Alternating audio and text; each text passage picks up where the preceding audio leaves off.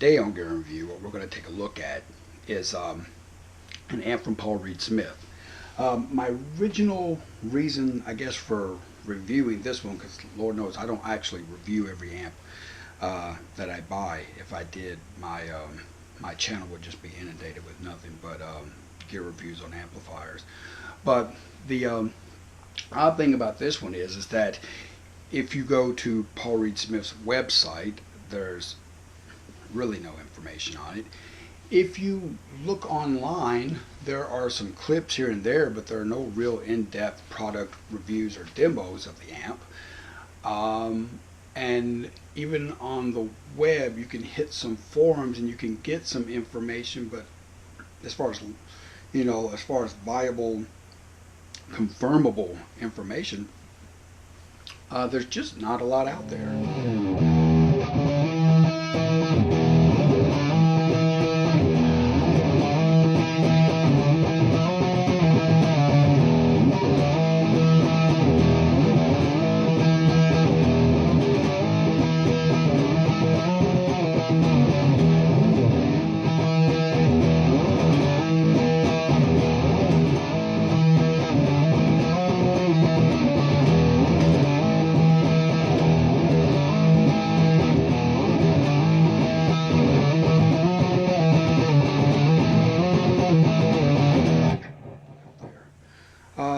So, I did a little bit of research,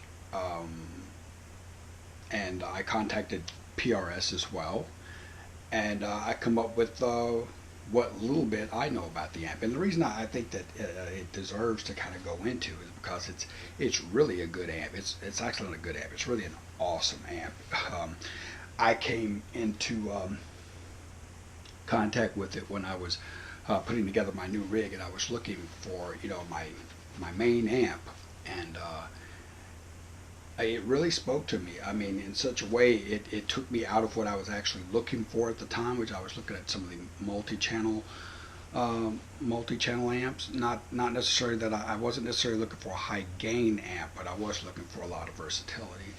And but sometimes you just plug into an amp and you hear that one particular thing, and you know, and that's it. And that was the case with this.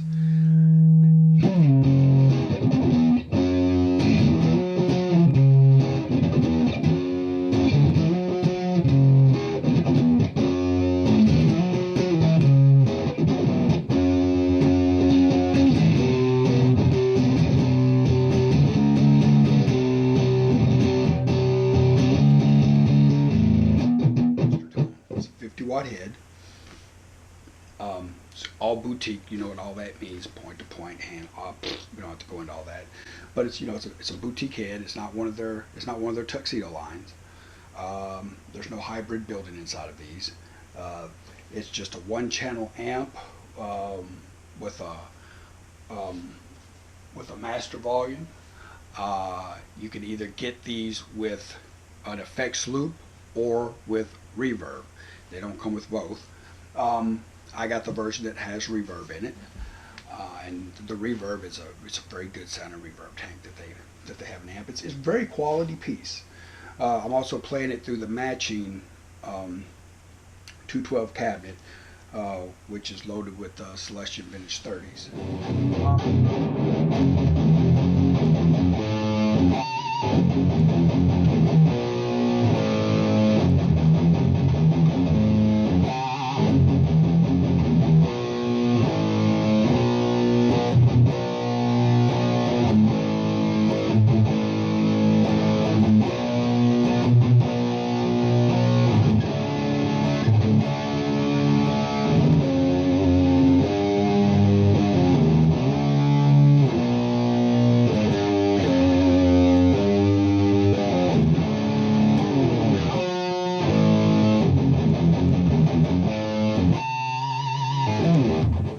Anything about PRS amps knows that the guru behind their launch of their second launch of amps, because Paul Reed Smith earlier in his career had an unsuccessful launch of amps that didn't take off, but got that behind him, decided to get with, you know, just a world-renowned amp builder from I believe Texas named Doug Sewell. When I contacted PRS and told them about the lack of information of the amp out and requesting information, what they told me was that this was basically a PRS or Doug Sewell, either one, Sierra that was hot rodded. So it was basically a hot rodded Sierra. Now that's not very definitive, but what it is, here's what we do know. What I can tell you is it is a single channel, high gain amplifier. So if you're playing everything from rock, from country, jazz, rock, prog rock, this amp will get it done to you. You start getting into the metal realm, it's going to depend on your ear and your taste and how much gain you actually play with. A lot of things people don't realize too is a lot of metal bands don't necessarily play with as much gain as you think they do. John Petrucci from Dream Theater doesn't use nearly as much gain as the people that you hear copying his stuff on YouTube. Two things happen with less gain. One major thing is that it really clears everything up. You can really hear what's going on. You can hear the note separation. You can hear the attack. You can hear everything that's going on in your playing. The bad side about that is that when you take a little bit of the gain away, take some of the compression away, you lose the ability to hide behind your amp. Meaning, what you play is what they hear. Now you go play a 5150, that's not the case. There's so much compression and stuff going on in a 5150, you can be sloppy, and the compression in the amp is going to hide a lot of it. It's going to hide at least about 25% of your just bad technique. It's going to be hidden by that amp. You play an amp like this, that 25% in bad technique is going to be 25% out. You're going to hear every nuance of your playing. Now, depending on who you are as a player, that can be a good or a very bad thing. The amp, what we're going to be using today is a custom modern by, no, sorry, it's not the custom modern, the other one is. This is the Modern Pro by Sir. And basically, what I'm going to show you right now is we'll turn the gain just barely on. We're going to make it. Now you'll notice even on 3, that's how much gain you've got with the gain on about 3.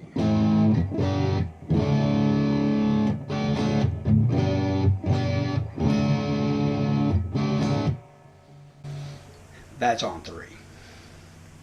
Now, another thing I want to clear up real quick before I get too much further into this is that I watched a lot of videos where people set this amp up like this, and you'll hear people say things like, and that's not on the PRS side, because PRS will tell you that it'll go from clean to growl, all based on just your touch. But I've heard people say that, oh, this amp is not set up to do a clean. It is. It may not be a Fender clean, but you can get a clean out of it. Oh, sorry, got that wrong. Turn your master up to 12, and then use your gain as a volume. And then you get, and you can even do it better if I do it that way. You get,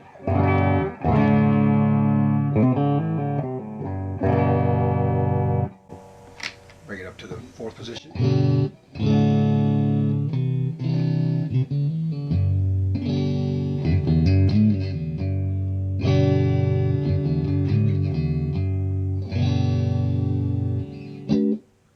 So you can definitely get a viable clean sound out of this amp. Turn the treble down just a little.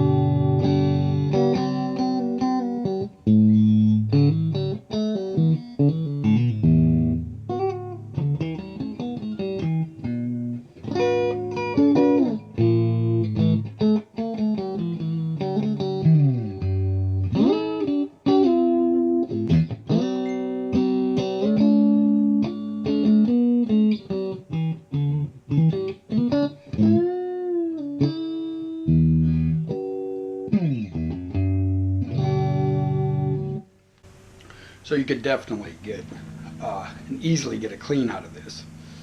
Now though, to be honest though, that is clean because of the way that I'm picking it.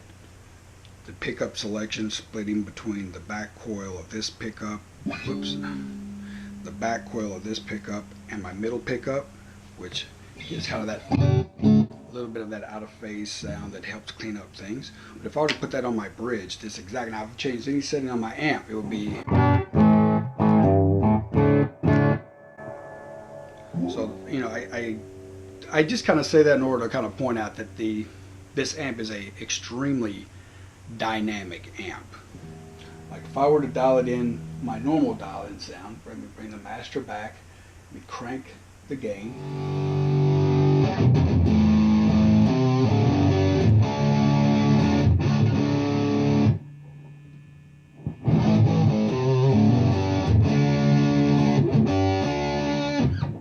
Okay, so that's my normal setting.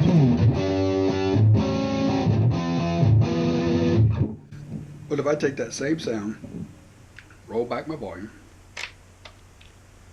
move to the 4th position,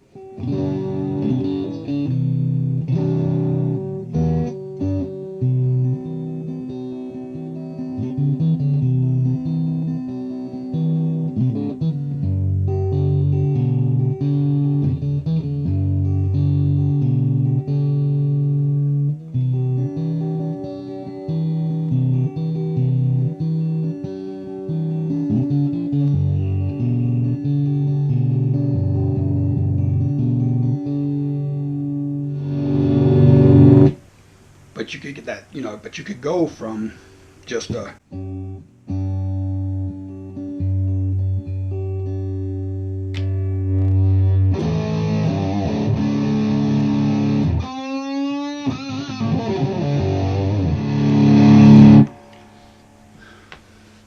another thing I will point out too is the sound won't be the best right now because my speakers aren't broken in. The cabinet is brand new, and so is the head. So I'm still, you know, I'm still burning in the tubes really nicely, and I'm still breaking in the speakers. One of the things that really actually brought me to this amp was when I first plugged into it. It immediately kind of evoked that feeling.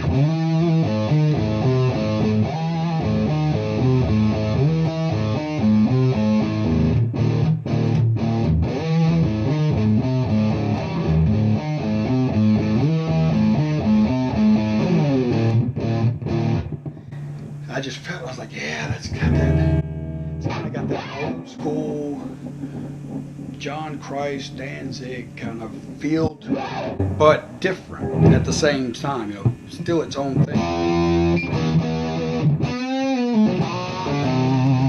And I just thought it was a very musical sounding amp, and the thing I liked the most about it, if I turn the gain down, listen, if I turn the gain down to 75% like this,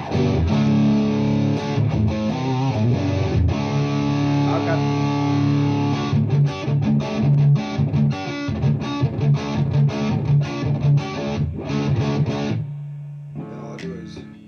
position, roll back.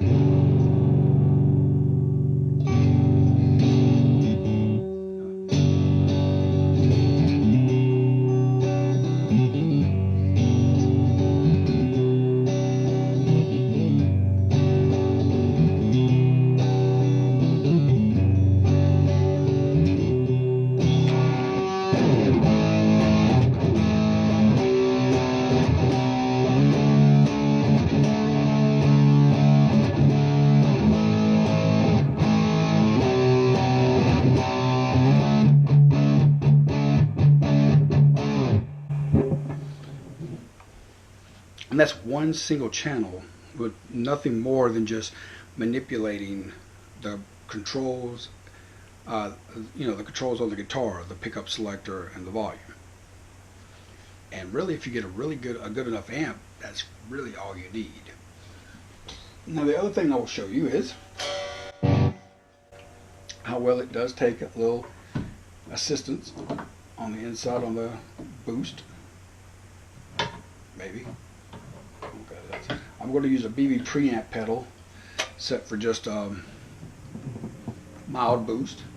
I've got the original gain on the amp is at about 75%.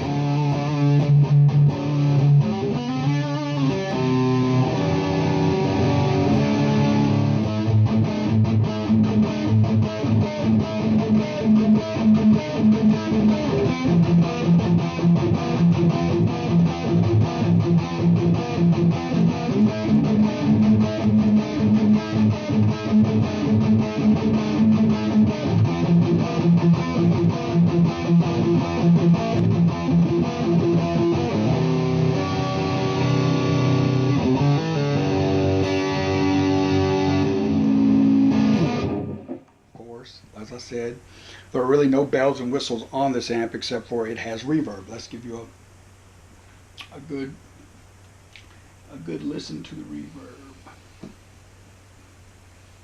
We're going to clean it up as much as possible for this reverb demonstration.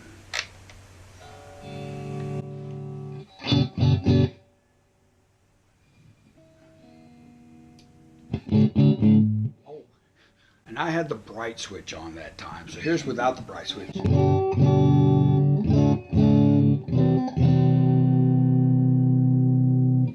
then the bright switch. Now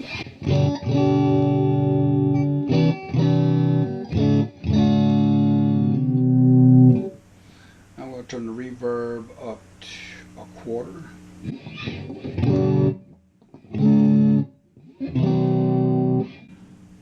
That was the volume and not the reverb. Sorry, people. Turn the reverb up a quarter, not the volume.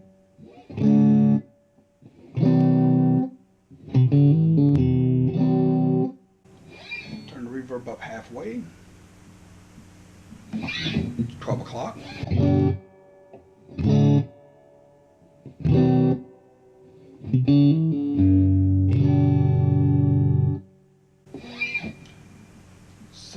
%.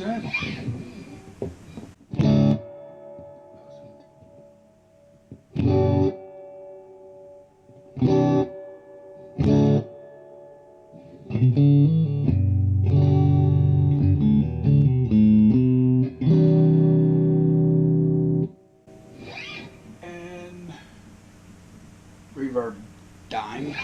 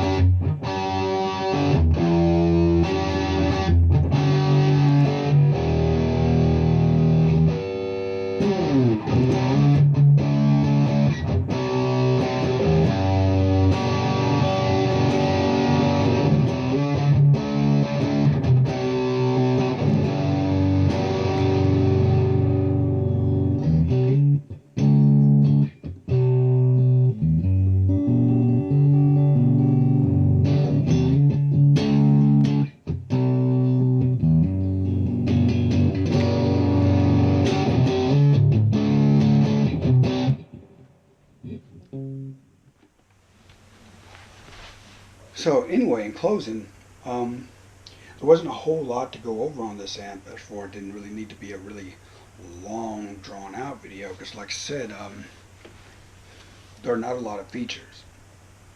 But that's not to be confused with there not being a lot of tonal options in this amp, because there are. There are tons and tons of tone on tap in this amp. But this is one of those amps that it requires you to sit down and tweak it. You got to turn the knob and see what it sounds like. This is not one of those, multi-channel, just, hit the foot switch to get your country channel, hit the foot switch to get your metal channel, hit the foot switch to get your, your punk or your clean or whatever. This is not that amp, but this amp will give you everything you want and more if you're willing to sit down and put the time and effort into it that is required in order to get those tones out. It's a very, like I said, it's one of those amps. It's not one of those totally uncompressed amps. I did mention that there was a lesser amount of compression in it, and that is true. But this is one of those amps where I would say it has just that sweet spot, just the right amount of compression to where it cleans up beautifully with your volume, yet you can still get the legato runs with your fret hand, which is really always that's always the exact balance of compression I'm looking for in an amp anyway. Because sometimes I find one does one but not the other. Like I can do legato runs like from the 12th fret all the way back down to the first, but when I roll my volume down, it just seems like really I have a lower volume version of the distortion that I had, but not really a lessening of the distortion. And sometimes with the ones that are really sensitive to where I can't clean it up with the volume knob, I find that I can't quite get enough gain and compression to do the legato runs. So this has just the right blend of both. Very pedal friendly as far as the front end goes. It handles a boost pedal very well. But for a lot of guys out there, you're not going to need a boost pedal. There are a lot of you out there that the gain on tap is going to be more than enough gain for what you're going to use it for. So anyway, I'm Gillen H2O. This has been Gear in Review, and this has been the PRS Blistertone 50. Awesome amp. If you get a chance to try one, you should. You won't find it on their website.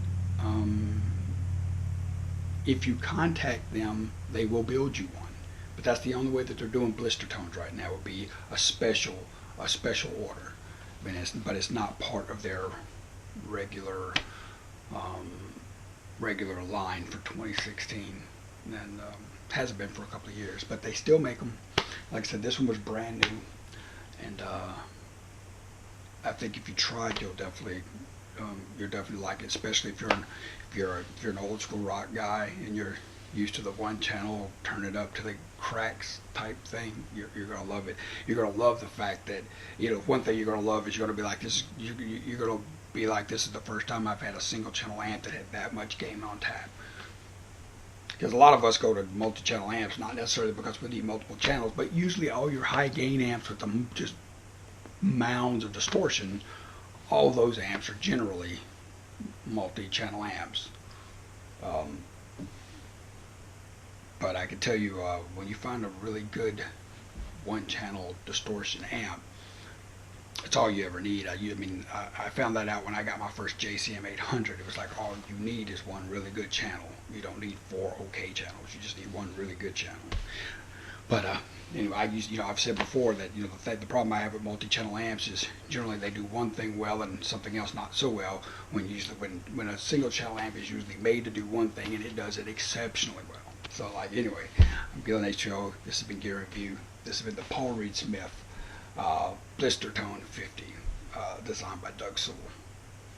Later.